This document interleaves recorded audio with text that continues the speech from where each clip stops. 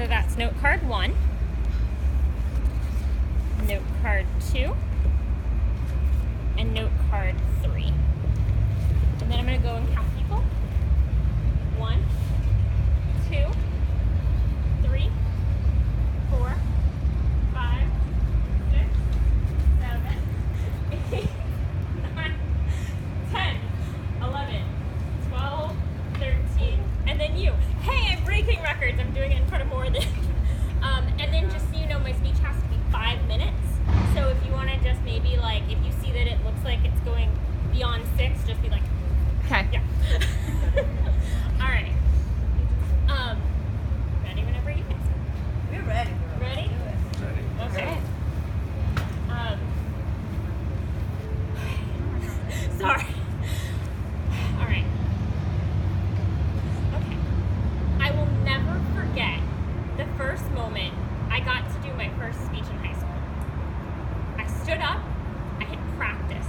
I was so excited. I stood in front of 50 people. I opened my mouth and I froze.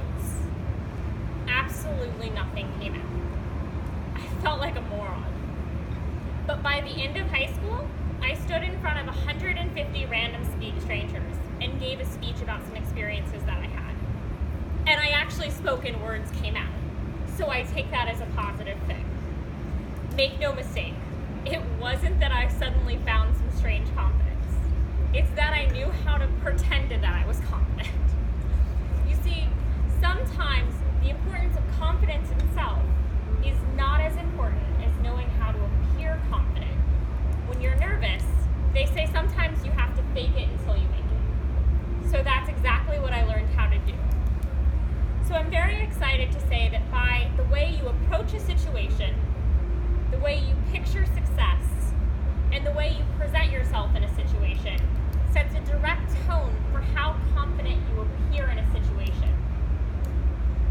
In sports, they say that 99% of the game is really in the preparation for the game. So let's talk about how you approach appearing confident, even when you're not. How many of you, by a quick show of hands, have had your first date and you listened to some really awesome song before your first date? Go ahead, I want to see hands. Okay, yeah, I see at least 7. That counts.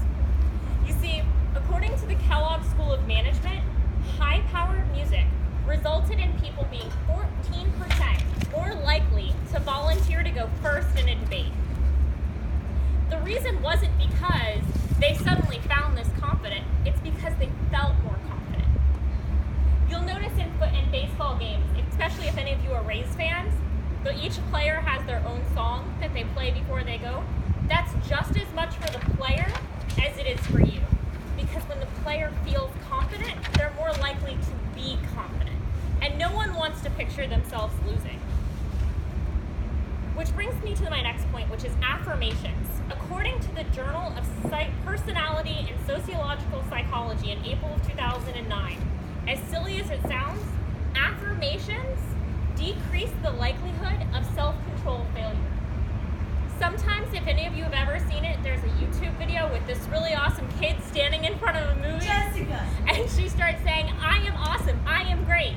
And that's not just silly. That is just as important for you as it is for your inside mind to appear more confident. Which brings me to my second point, how to picture success. You often hear about those nightmares where a person goes to stand in front of a bunch of people and is suddenly naked. According to the Journal of Experimental Sociological Psychology, the memory of a personal power dramatically affected the impression of an individual who was interviewing a person, in addition to the person who was doing the interview.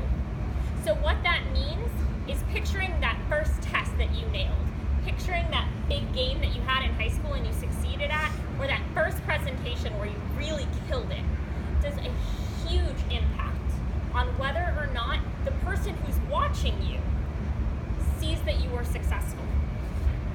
In a related study, they also talk about dress for success. So we've all had that time where you're looking for that new outfit for a major interview. You're all picturing that nice dress for that first date. The Kellogg School of Management did a study. They gave individuals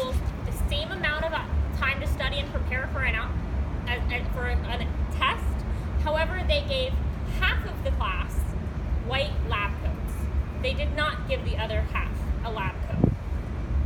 The people who wore white lab coats had half as many errors as their peers. The reason was simple. They felt like they were in the position that they were supposed to be in. My third situation is not just in the way you prepare yourself for success, but also in the way that you present yourself. You can be shaking in your boots, but no one needs to know that. So, according to the Psychological Science Journal, open, expansive postures often result in increased feelings of power or that you are in charge. In the handout that I gave you, you will notice two people. In one of them, the person is kneeling, slightly inward, hands inside, and you can see that they are very clearly intimidated. In the other, you have outward postures. So great preparation techniques to avoid these things and increase your posture include things like yoga, and other things if you're ever in a situation and you need to prepare yourself. An example that I heard once that I really like to use is to imagine that a string is attached to your head and there is a balloon. Imagine that it is pulling your head higher, and all of a sudden you'll notice that your shoulders roll back and you stay strong. How you approach a situation, how you picture success, and how you present yourself in a situation that you're in set a note for how you appear. So you can be as nervous as you want. No one needs to know. Because like they say, sometimes you just have to fake it till you make it. Thank you so much.